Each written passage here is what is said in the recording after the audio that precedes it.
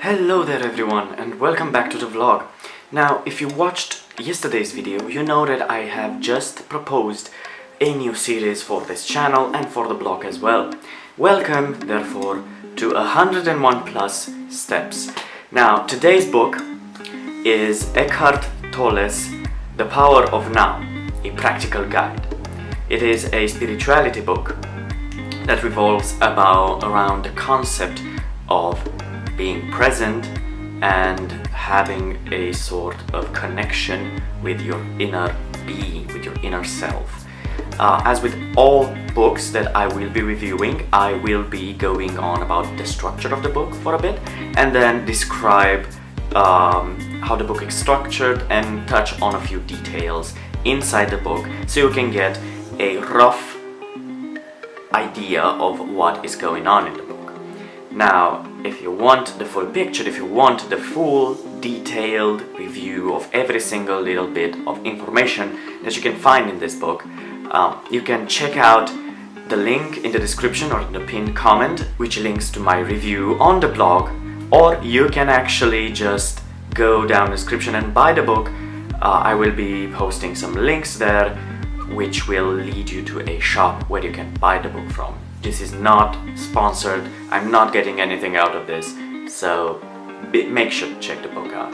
Alright, so the structure of the book is as follows. It is structured in 3 parts, each focusing on a certain aspect of life. The first one basically explains the main concepts of the book, which are the following.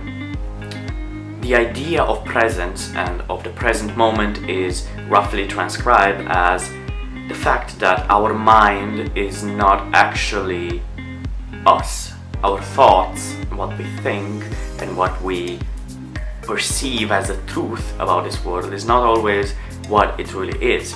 Our selves, our real selves, our inner selves are actually one giant thing called the being, which is basically everything, because he uses the scientific facts to make sense of the world. As you know, we're all energy life forms. We are made out of matter, out of atoms, and everything around us is just like us. So therefore the being is everything that is matter, existence itself, and we are part of this giant being, and this giant being is part of us. We are the being. As you can see, he correlates a lot and takes a lot of inspiration out of Asian spiritual systems and out of meditative lifestyles as well. Now, basically, the mind generates thoughts and it creates an alter ego, which is actually a false ego. It is not our true self, it's actually just a projection of our thoughts and our experiences in time that create this sort of shifted image of what we are. The main concept of time is also nullified because time doesn't exist in Tolle's perception. Time only influences our life situation. That is the reality of our life, our job, our past, our family, where we come from, what we've done with our lives, and the experience that we've gained is only our life situation, which is generated by our past experiences and our hopes for the future, which are influenced by our thought process and about how we make decisions based on our thoughts. Therefore, the past and the future are always determined by our mind. And our mind is not our true self, and therefore we are not actually doing anything. We are actually not in the present moment. The present moment is the moment of now. Right in this very second, what exactly are you doing? That is the moment of now.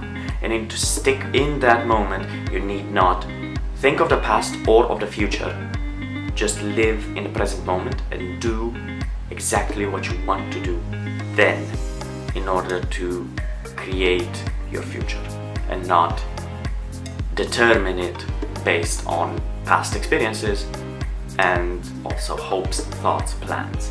Of course, plans need to be made, but you plan for your life situation. You plan your life situation out, not your life. There's a fundamental difference in Tolle's perception of the world between those two concepts.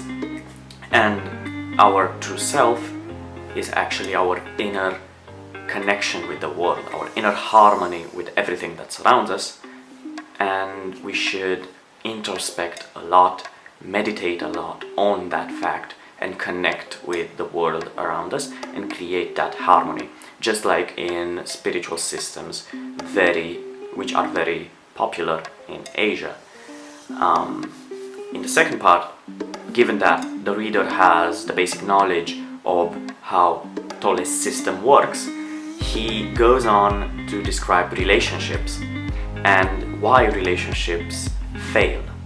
Because in Tolle's, from Tolle's point of view, he sees relationships are basically based on dependencies. We depend on the other person in the relationship to assure us of certain things. We need affection, love, attention, money, security, protection. All of these things are dependencies, they're addictions.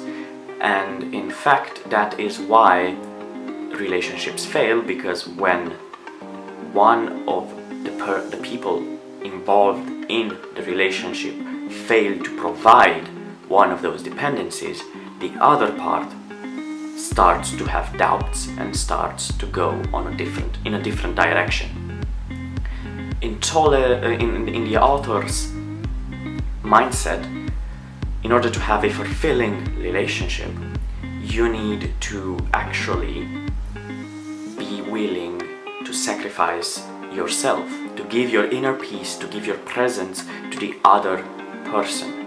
And do not expect anything in return, because if you surround someone with your presence, with your force, with your inner self, then they will automatically connect to that inner self that is also him or her, and that is also you, which is the being. And once you are connected to the being, everything will just work itself out. Now, I'm not sure it is the way that things work in reality, but that is the main concept he goes about in the second part. Also, he gives practical advice on how to do these things, and if you want to check those out, be sure to read the book or check out my review. In my review, I go on about it a bit, but if you really want to get a full picture, I am literally begging you to read the book. Okay.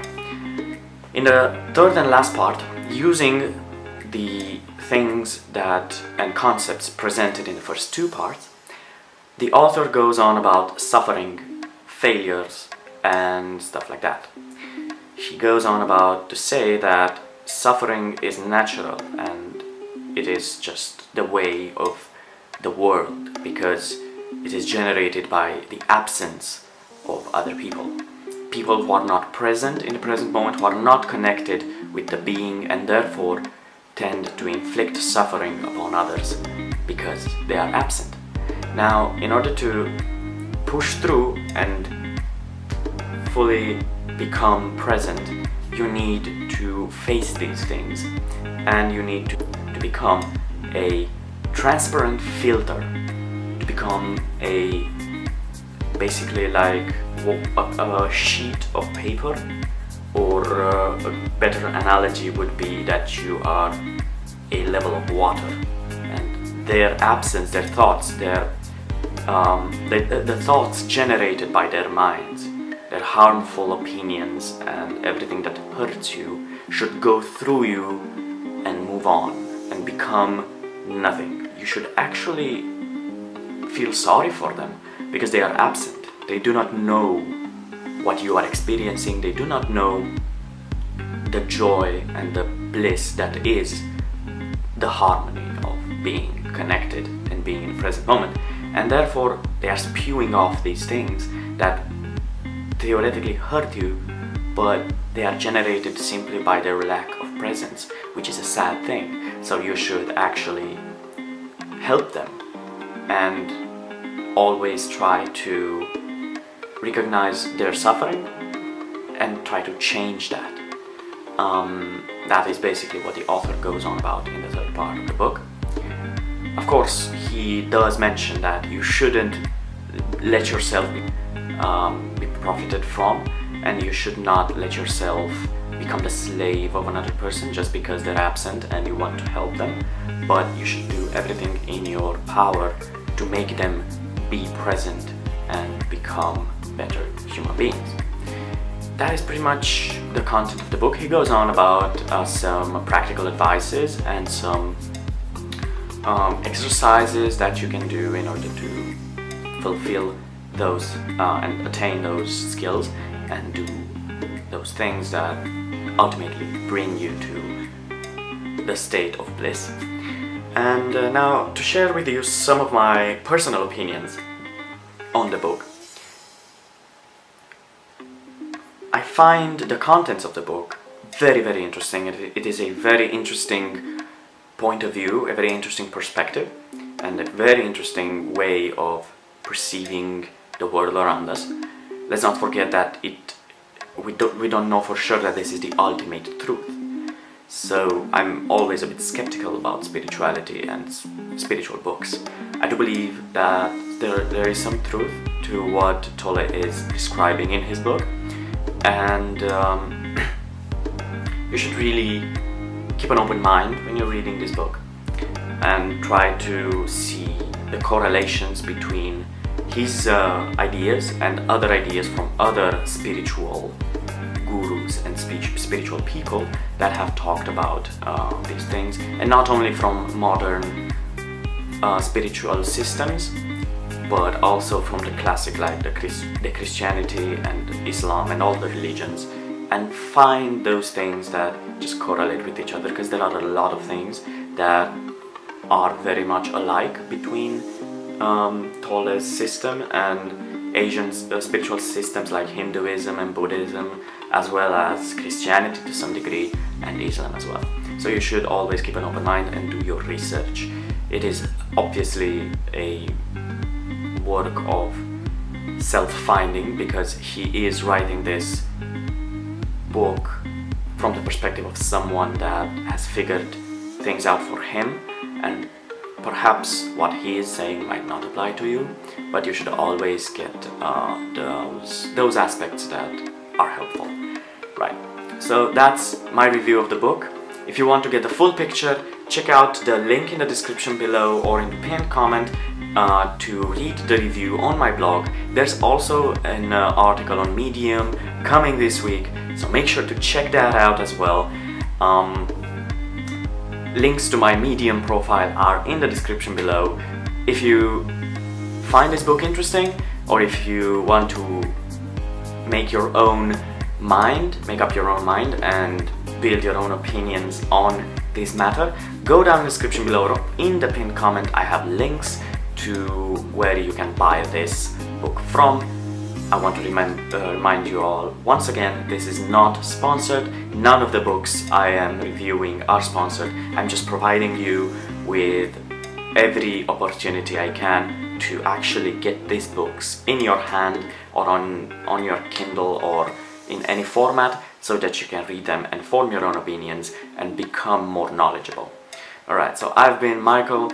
Hope you enjoyed this video. If you did, don't forget to smash that like button, subscribe to the channel for more content, and I will see you guys next time.